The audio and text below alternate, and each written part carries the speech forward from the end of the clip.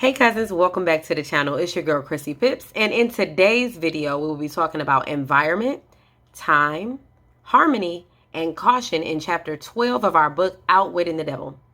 Now, our starting point today is environment and influence.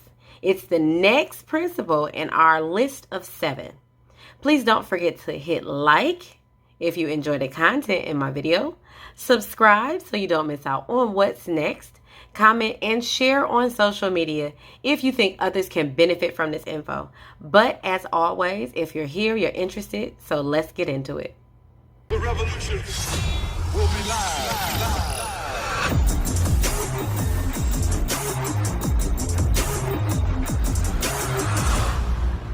Your environment consists of mental, spiritual, and physical forces that influence human behavior. As your environment relates to hypnotic rhythm makes thought habits permanent, and thought habits are influenced by your environment. The most important part of your environment will be the relationships of people that you keep. People influence people. The law of hypnotic rhythm forces us to form thought habits that are in line with our dominating influences that are around us in our environment. That's why it's very important to stay conscious of the energy that's around you. If you're around negative people, you're going to become a more negative person. If you're around positive people, you're going to become a more positive person. Hypnotic rhythm forces you to harmonize with the dominating influences around you, no matter what they are. So choose your friends and associates carefully. As far as associations go, the person you choose as a life partner will influence you the most, followed by the people you work with. After all, the majority of your time is spent at home and at work. After that comes close friends and acquaintances. Now, casual acquaintances and strangers have very little influence. So I know your question is, so how can your environment be used to break hypnotic rhythm? Well, hypnotic rhythm makes the things that influence your thought habits permanent, right? So change the things that are in your environment, and that includes people, right? Non-drifters control their environment by consciously making an effort to keep their environment positive, helpful, hopeful, and full of inspiration.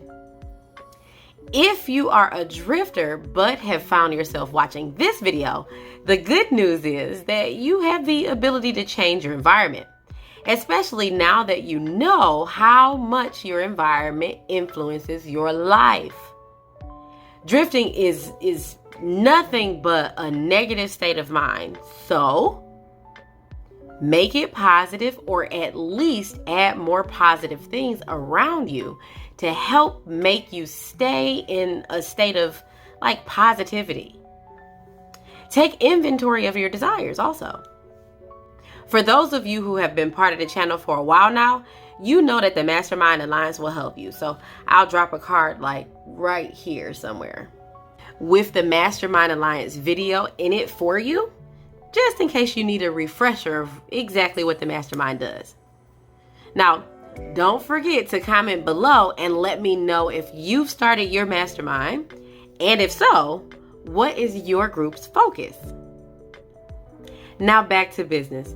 Let's talk about key factors that create thought habits. The short answer is desire or motives.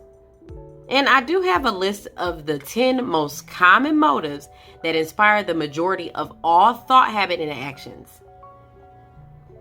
The desire for sex expression and love. The desire for physical food. The desire for spiritual, mental, and physical self-expression. The desire for the perpetuation of life after death. The desire for power over others. The desire for material wealth. The desire for knowledge. The desire to imitate others. The desire to excel over others. And the 7 basic fears. Now, remember that the negative desires like greed, envy, avarice, jealousy, and anger are nothing more than the frustrations of positive desires, which are inspired or brought upon based off of some sort of defeat or failure or rejection or some type of neglect. Nature does not like idleness or vacuums. So, by the laws of nature, all space must be filled with something. There can be no idleness in the brain. Every atom in nature is in motion constantly. There's no such thing as dead matter. Think about that. The next principle is time. Time is the law of hypnotic rhythm. Now, the amount of time it takes for a thought habit to become permanent depends on the object and the nature of the person's thoughts. Time divides all thought habits into two classes, positive and negative. And yes, your thoughts are always changing, but thought habits do not change from negative to positive without some sort of conscious voluntary effort. Time has a way of penalizing a person for negative thoughts and rewarding a person for positive thoughts according to the nature and purpose of the thought. Wisdom comes from the lapse of time. Wisdom comes to those who form positive thought habits. People are not born wise, but are born with the ability to think and may, through the lapse of time, think their way into wisdom. If you're able to think positively through different or difficult situations, you will learn more and as a result, become more wise. Time favors those who are positive and is the enemy of those who are negative. What is wisdom? Now, in the book, I do like the devil's definition of wisdom. The devil defines wisdom as the ability to relate yourself to nature's laws so that those laws serve you, and the ability to relate yourself to other people to gain their harmonious, willing cooperation in helping you make life yield whatever you desire. Knowledge is not wisdom. Time is what makes knowledge into wisdom. Wisdom is acquired. Adversity and failure breed wisdom. Adversity and failure do not always bring wisdom, and keep that in mind.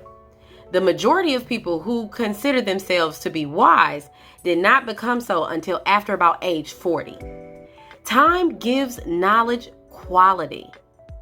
You can't be sure of knowledge that has not been tested. Time also has the ability to modify the quality of knowledge. Now, there is a time to sow the seeds of knowledge, and there's a time to reap the benefits. Now, the next principle is harmony. All natural laws move in an orderly fashion through the law of harmony. And I quote, "Nature voluntarily forces human beings to harmonize with the influences of their environment. The law of hypnotic rhythm forces upon every living thing the dominating influences of the environment in which it exists. So, nature sees that you are broke and around negative people, but you see that you are broke and around negative people, but you don't want those to be your circumstances, right? The good news is that you have a way out. Nature has given everyone the ability and privilege of being able to establish their own mental, spiritual, and physical environment. The trick is that once these things have been changed from negative to positive, the person who has changed them has to have them become a way of living. You can be in the worst neighborhood and have a positive mental attitude and keep your immediate surroundings positive and move into the best neighborhood. You just need to be consciously filtering out the negative and keep control over what you allow in. Make sure it's positive and in line with your goals of overcoming, let's just say, poverty, to wrap this up, right? You can't consistently be in a state of scarcity and lack and expect to get something from that, and to expect to get something positive from that. Using myself as an example, I'm rich. The zeros may not have hit my bank account just yet, but my thoughts and actions are that of a person who's moving towards and preparing for wealth and abundance. People think the primary reason I do my videos is to help other people, when in fact that's actually the secondary reason. I use my channel to make sure that I'm constantly in a state of self-development, and I also use my channel as a way of holding myself accountable. I feel like crap when life gets in the way of me uploading on schedule, or if I've not learned something new from the content that I'm creating. But I digress. The point is, no matter how humble your beginnings, if you have the desire to change, you have the ability to do so. Just be careful of your habits and the things around you. You don't want to become harmonious with the wrong things. I did a video on definiteness of purpose, and I'll drop a card like right up here for you to go ahead and take a look at that. And it'll definitely help you out as far as creating goals and figuring out how to just be more positive. Now for the last of the 7, caution. Now, after drifting, lack of caution is the most dangerous trait that we have. Have you ever found yourself in some sort of crazy circumstance? It's probably because you did not exercise caution first. Now that act first, ask questions later attitude needs to go. The lack of caution can put you in a bunch of messed up situations that you didn't want to be in, as far as it relates to business, personal relationships, and professional relationships. Non-drifters always use caution. We even carefully think about how other people can affect what we're doing, and we allow room for that in our plans also. It seems overly cautious, right? Nope. No such thing. Checks and balances have never been a bad thing. I'd much rather measure 10 times and cut once, if you know what I mean. Some people take being cautious as overly cautious, and those people usually suffer from a little thing called fear. Do you want to get the most out of your caution? Use it when selecting people who are around you, like friends and associates. And just because a person's blood doesn't mean that they're good for your environment. Remember that your associates are the most important part of your environment, and environmental influences determine if you're going to form a habit of drifting or becoming a non-drifter. Choosing who you have around you like that is mean. No, not really. Choosing to stay in a state of positivity and surrounding yourself with positive influences can be seen as mean by negative people, but being specific in the quality of people you associate with has a lot to do with how your life pans out. So, if you think it's mean,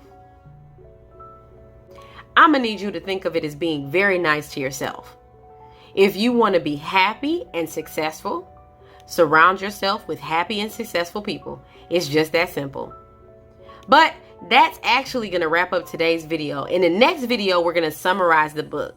Now, check out my 101 Wednesday video, because like I said in previous videos, TV is about to be really dry. You might as well learn something new. And I'm actually going to get a little bit more in depth going forward on the 101 series as far as adding in cryptocurrency information and things like that. But please, as always, don't forget to like if you enjoy the content in this video, subscribe so you don't miss out on what's next, and share on social media, as well as comment if you think that others can benefit from the information in this video. As always, I hope you guys are having an awesome and productive day, and I'll see you in the next video. Bye.